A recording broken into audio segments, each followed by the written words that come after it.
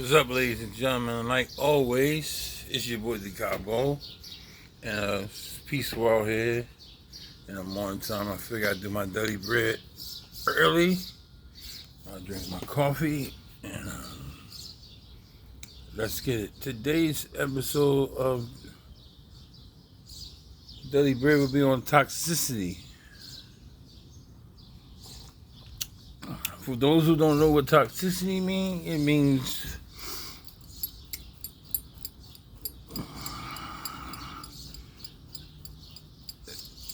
the ability of being toxic or poisonous. That's in a dictionary. If you have a problem with a dictionary, you need to blame the Johnson family and that wrote it 173 years ago. Once again, I apologize for my IQ.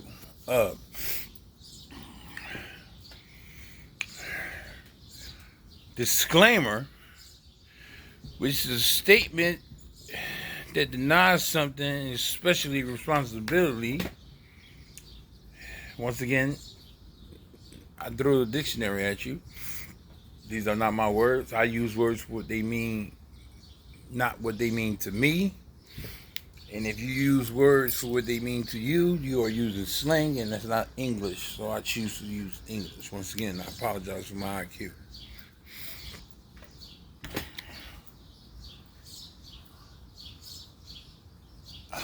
The reason I said disclaimer is because I don't want nobody to think that I'm talking about my relationship, past, present, or future.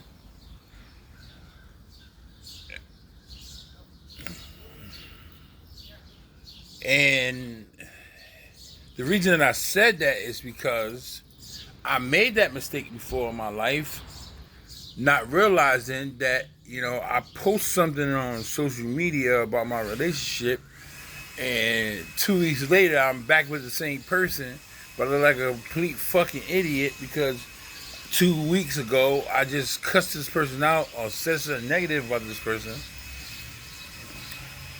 And now people looking at me like, you just called this bitch a bitch just 2 weeks ago, and now you saying y'all in love and y'all taking pictures and y'all at the club and y'all eating food together. So I refuse to be stupid. So I don't talk about my relationship on social media anymore. I'm just trying to help people with information that was freely given to me by the Creator. In hopes that your relationships won't end the way my relationship ended. My relationships ended. And some of the beautiful women that I've lost because of toxicity.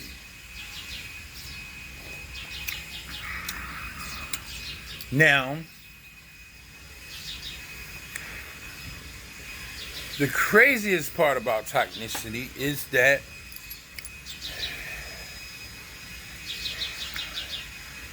one of the main ingredients in toxicity is denial. And I'm not talking about a river. I'm not talking about the Nile River. I'm talking about denial. And toxicity, when it's in an individual, that individual will not only not understand that it's toxic to talk about someone else's toxicity when there is no one who has ever walked the face of the earth other than Prophet Isa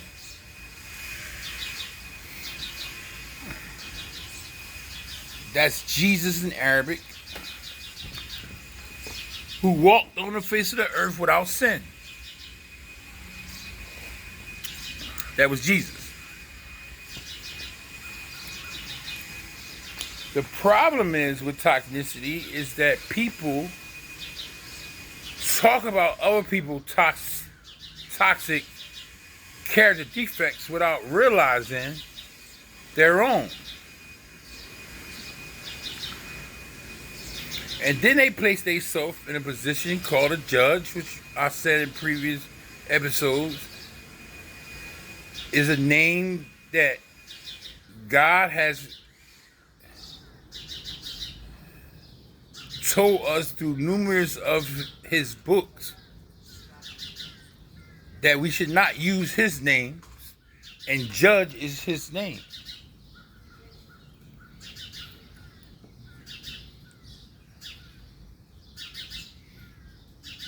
See, I get my daily bread from my own life experiences and things that I go through, and things I encounter, or things that I experience, or things that I get in my DM. Like you would think that a person who has not reached his full potential, which I think I haven't yet, wouldn't be as important enough to have as many emails or DMs as I have. A large majority is positive, but there are some negative ones. And for instance, like, I got a DM from a woman and she said, it seems like you be in relationships 4 times a year.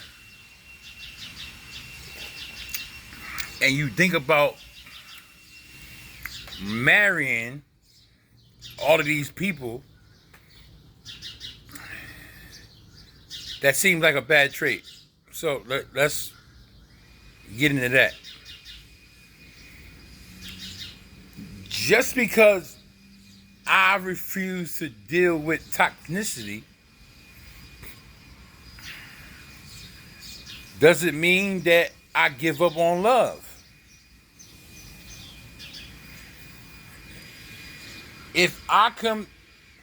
Just because I have grown to a place in my life, or elevated to a place of understanding in my life, that I understand that I don't have to be miserable, and God has provided me to be in a spot. As long as Sharon Curdy is alive, I don't need any motherfucking woman. Sharon Curdy is my mom. You call me a mama's boy if you want. I am not homeless. I do not need a place to stay. I do not need any financial help from a woman, even though I have received financial help from women, just like they have received financial help from me, and I feel comfortable going to a woman for financial help because no woman that I've ever been with can tell you that I was with them and did not provide. I might have been a shitty boyfriend. I might have cheated. I might have did numerous things, but none of them could say that I did not provide.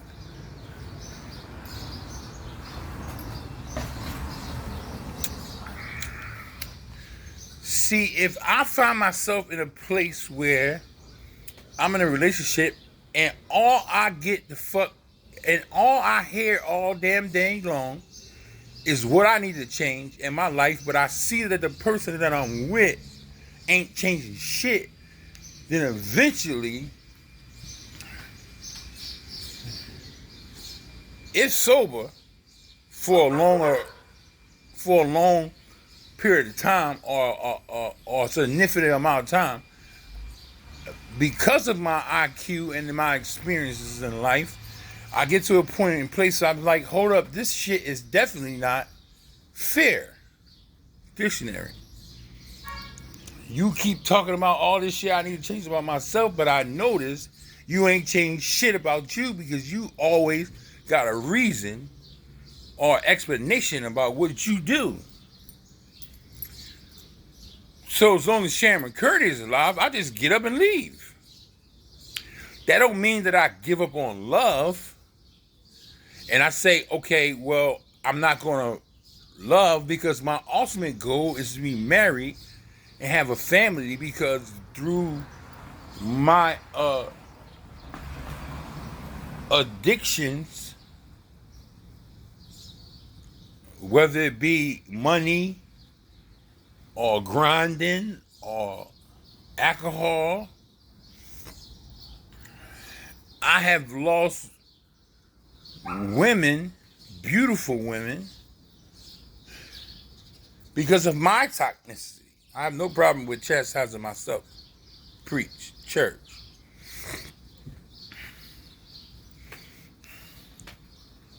So, as long as Sharon McCurdy is alive, I will never be homeless. And if you have a mother who ain't a mother, because it's been times in my life when I was not in a mental or financial or understanding position that I'm in now, that I would be homeless, because my mom is not a pushover and she's not a get over, and you can't, get over on my mom. So I would be homeless if I was not in the state, in the presence of what I am in now. And my mom got multiple homes, so it's not like I'm saying I will live with my mom. It's just my mom is blessed. I am blessed to be in a family that believes in ownership. Meaning, like, we own our shit. So all my mom would do is just say, all right, you broke with your girlfriend, all right, go to 27th Street. Which she does not live at. But she comes there because that's her house. And she can come in there and put on a robe and walk around and make coffee and do whatever she wants. She got a room in there. But she does not live there because she has another home on 33rd Street that she actually lives with her fiance, Moby.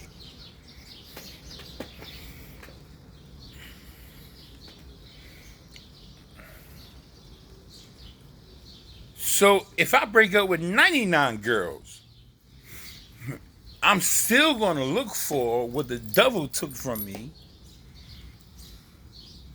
which was my original family with my baby mom, Yolanda, who has my 3 sons, because I was toxic. Even though I was financially stable, well, I was balling, selling drugs, getting high, getting drunk every day, or, what we call celebrating, popping bottles, doing drugs, But just because a man has money does not make him untoxic. Or just because a woman has something does not make them untoxic.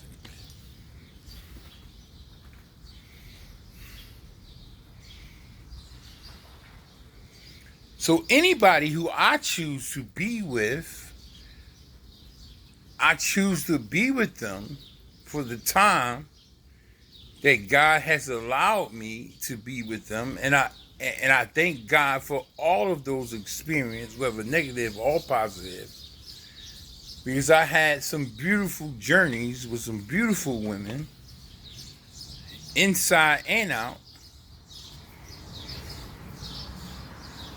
And I wouldn't change that goddamn thing, because it ultimately put me in the position that I am in now, where I am untoxic.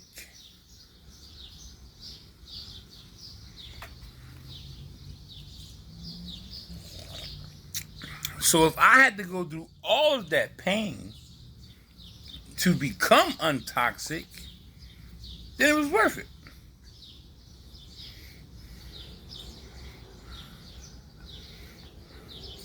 I am no longer a burden financially to anyone.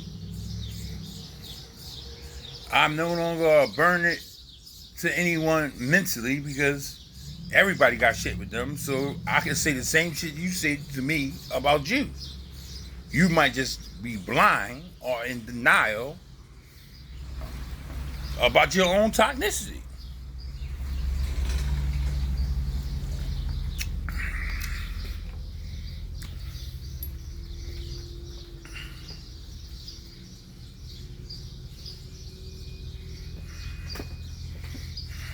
You might be in a position where you walk in a house that has no mirrors. Therefore, you don't see yourself. You only see other people's shit.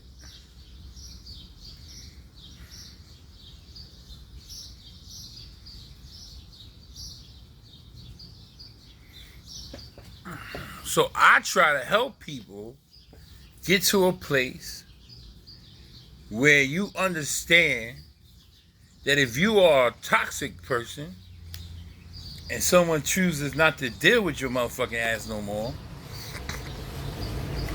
then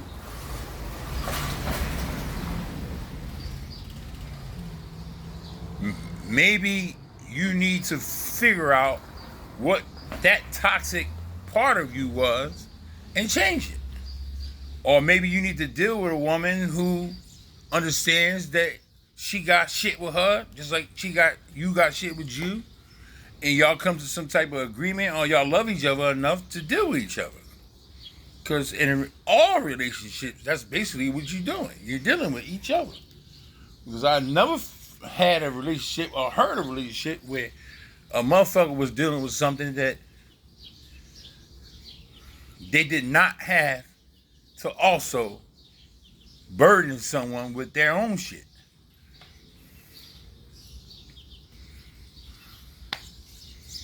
Once again, I figured I'd, drink my coffee. It's very peaceful up here.